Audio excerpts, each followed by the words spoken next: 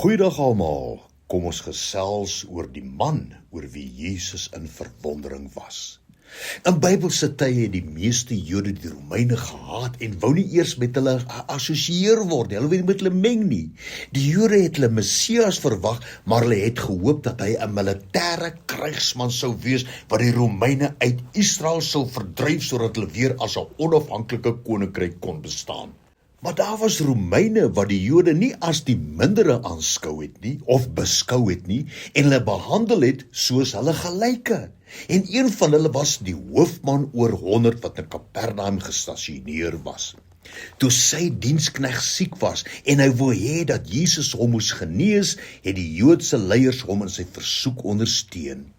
Lukas 7 vers 4 en 5. En toe die ouderlinge by Jesus kom, het hulle hom dringend gesmeek en gesê, hy is dit werd dat u dit vir hom doen, want hy het ons volk lief en het self die sinagoge vir ons gebou. Maar toe Jesus na sy huis wou gaan om die diensknegt te genees, het die hoofman geweier, omdat hy geweet het dat Jesus die mag het om slegs 'n woord te spreek en dit genoeg sou wees om sy diensknegt net daar te genees sonder dat Jesus eers na sy huis hoef te gaan. Nou Jesus was verstom oor sy geloof en het uitgeroep dat selfs onder die Jode, wat meer in die beloftes en krag van God moes geglo het hy nie onder hulle so 'n opregte geloof gevind nie. Matteus 8 vers 5 tot 10.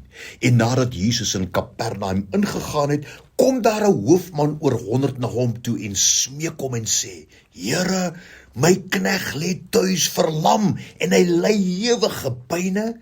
En daarop sê Jesus vir hom, ek sal kom en hom gesond maak. En die hoofman oor 100 antwoord en sê, Here, ek is nie werd dat u onder my dak inkom nie, maar spreek net 'n woord en my knegt sal gesond word, want ek is ook 'n man onder gesag en ek het soldate onder my. En vir hierdie een sê ek gaan en hy gaan, en vir 'n ander een sê ek kom en hy kom, en vir my diensknegt doen dit en hy doen dit. En toe Jesus dit hoor, het hy hom verwonder en aan sy volgelinge gesê, voorwaar ek sê vir julle, selfs in Israel het ek so 'n groot geloof nie gevind nie. Jy weet, die fondasie van ons geloof is die onveranderlike, die onfeilbare woord van die Here.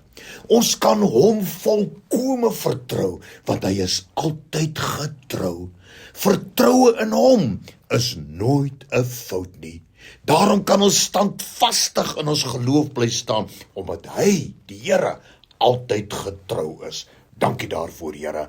Amen.